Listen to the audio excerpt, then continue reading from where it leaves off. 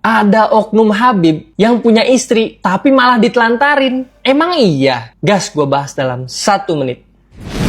Kemarin rame banget nih, ada oknum Habib yang gak nafkahin istrinya dari awal nikah. Sampai-sampai istrinya harus viralin dulu nih, dan malah buka suara. Plot twistnya, ternyata si istri ini bukan istri pertama, melainkan istri madu. Ini tuh bisa kejadian karena oknum Habibnya ini emang super sibuk dan gak sempet mikirin istri madunya. Akhirnya, istri madunya gak dinafkahin, gak diperhatiin. Lama-lama, istri madunya ini capek dan akhirnya hancur hatinya. Sama kayak bisnis lo. Kalau lo udah punya banyak brand dan salah satunya nggak diperhatiin, ya bakal hancur juga itu brand. Makanya, biar nggak hancur, lo harus perhatiin brand yang lain. Jangan cuma fokus di brand yang lagi naik. Justru lo harus perhatiin brand yang lagi turun. Bisa jadi mereka itu butuh dibantu sama lo, dikasih motivasi, dikasih strategi, atau apapun yang dibutuhin dari lo untuk brand lo. Kecuali brandnya emang sengaja lo bikin bangkrut, itu beda cerita. Lo bisa follow akun ini kalau lo mau tahu tentang dunia operasional. Sekarang lo tahu kan apa yang harus lo lakuin?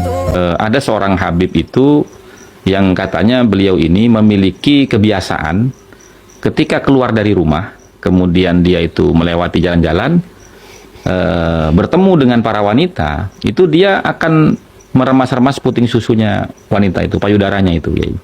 Nah, hikmahnya katanya itu bisa mengeluarkan syahwat zina. Gitu. Nah, itu diperdebatkan. Nah, anehnya itu begini, kalau orang awam saya masih maklumi, Kiai, tapi ini jelas orang berilmu. Dia yang ngajar ngaji, punya santri gitu, Kiai.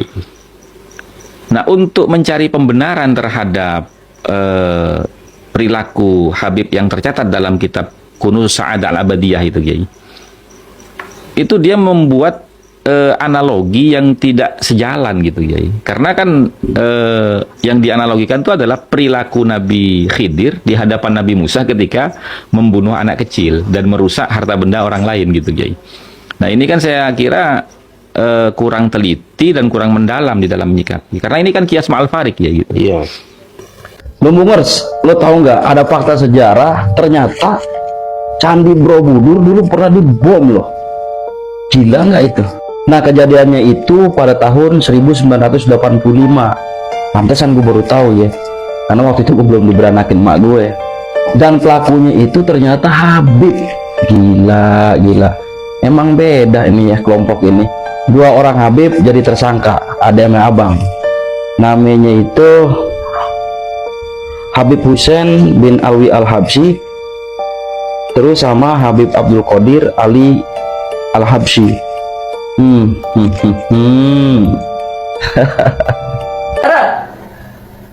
Motif kejahatan suami saya, Habib Aceh, adalah menikahi siri banyak perempuan.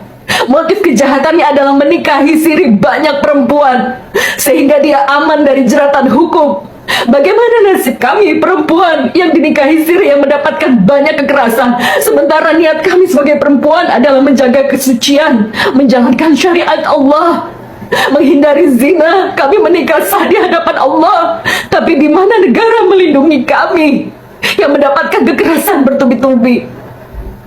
Bapak Kapolri yang terhormat, saya telah mengalami banyak kekerasan secara berulang-ulang. Berdasarkan data Komnas Perempuan, saya telah mengalami penganiayaan yang berat secara psikis, mental, secara seksual.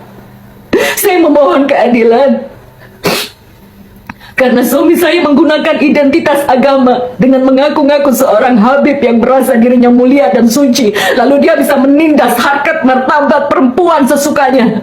Banyak perempuan, hampir 2 lusin perempuan mengadu pada saya, dan semua bukti chat-chat pengaduan perempuan, puluhan perempuan tersebut sudah saya serahkan ke penyidik, di mana mereka juga mengalami pelecehan oleh suami saya, oknum Habib Aceh. Saya memohon keadilan kepada Bapak Kepolisian. Mohon memberikan keadilan agar tidak ada lagi perempuan pribumi. Benar. Mengaku Habib dan memang wajahnya itu wajah Arab mengaku Habib. Dia mengaku ya. Ada suami istri misalnya. Suami istri nih. Kemudian si Habib ini misalnya meminta meminta istrinya, Istri itu orang dalam diminta. arti diminta, ingin dinikahi, maka sang suami ini mau menceraikannya dulu, setelah itu menikah sama ini. Dengan alasan apa? Kalau kamu nanti menceraikan istrimu dan istrimu menjadi istri saya, kamu dapat syafaat dari Nabi Shallallahu Alaihi Wasallam. Dan istrimu akan melahirkan benihnya Nabi Shallallahu Alaihi Wasallam. Dan orang tuanya semua akan mendapat syafaat dari Nabi Shallallahu Alaihi Wasallam. Itu rela dia menceraikan istrinya. Rela. Ini bukan satu kasus, dua kasus, banyak kasus. Astagfirullahaladzim. Sampai seperti itu. Saking kuatnya doktrin. Ada orang katanya Habib tapi kelakuannya kayak gini nih. Assalamualaikum warahmatullahi wabarakatuh. Waalaikumsalam warahmatullahi wabarakatuh. Nenek siapa? Kamu emang suaranya gitu? Namanya siapa, Mbak? Perkenalkan nama saya. Iya, namanya siapa namanya? Padahal nih orang katanya Habib ya, tapi ada jamaah perempuan yang bertanya malah diledekin kayak gitu. Mau dia suaranya lucu, kayak suaranya aneh, kayak itu kan suara ciptaan Allah. Enak kan Habib, ini ada orang lagi haus ilmu, lagi mau bertanya tentang ilmu, tapi kenapa dipermalukan kayak gitu di depan umum? Buset, saya aja nih orang lain melihat kayak gitu sebel loh. Anda ini kan katanya Habib, Anda harusnya bisa mencontohkan yang baik. Pernah nggak nih Nabi Muhammad memperendahkan wanita kayak gitu di depan umum? Pernah nggak? Anda tuh kalau di depannya nggak ada kata nama Habib, cuma jidan doang. Anda tuh cuma mas-mas yang di tongkrongan nggak punya teman. Astaga, bertobatlah. Soson bilang anak ajaib, anak ajaib. Anak ajaib mana yang merendahkan perempuan di depan umum kayak gitu? Astagfirullahaladzim. Berani nggak sampean adu ilmu sama Gus Baha? Buat teman-teman, kira-kira gimana komentarnya tentang orang yang ngakunya Habib ini, tapi kelakuannya kayak gini? Silahkan tulis di kolom komentar. Udah tau belum? Negara ini kebanyakan dikuasai orang bodoh dan zolim. Maksudnya negara Somalia. Bisa-bisanya enggak lulus kuliah, modal peci sama atribut islami bisa jadi menteri agama. Dan bisa jadi wakil bupati, jadi DPR 2 kali dan menteri. Luar biasa. Apa kabar kalian yang berpendidikan tinggi, loyalitas sepenuh hati, kerja jujur, ikhlas, tulus, banting tulang dengan ilmu, keringat, air mata, setengah mati, setengah gila. Tapi gaji nggak jauh lebih tinggi dari supir MBG. Koreksi kalau bener. Salut gua sama botol Yakult. Ternyata untuk kaya di negeri ini nggak butuh prestasi sama sekali ya. Izin, nggak mau menghina yang sudah hina. Ketahuan korupsinya sekarang. Jadi anggota dewan sejak tahun 2004 loh. Nggak diperiksa tuh selama itu.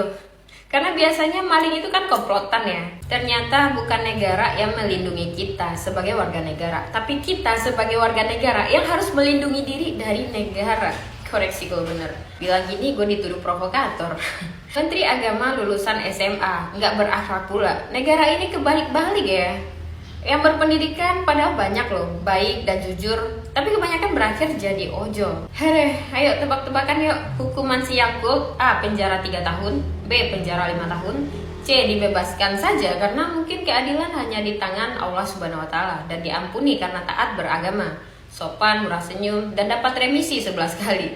Jadi paling di penjara cuma 8 bulan, kayak camping ya. D. Jawaban A, B, dan C semuanya benar. Tulis jawaban kalian di kolom komentar, gua amnesia dulu. Lu sadar nggak satu hal? Banyak pemuka agama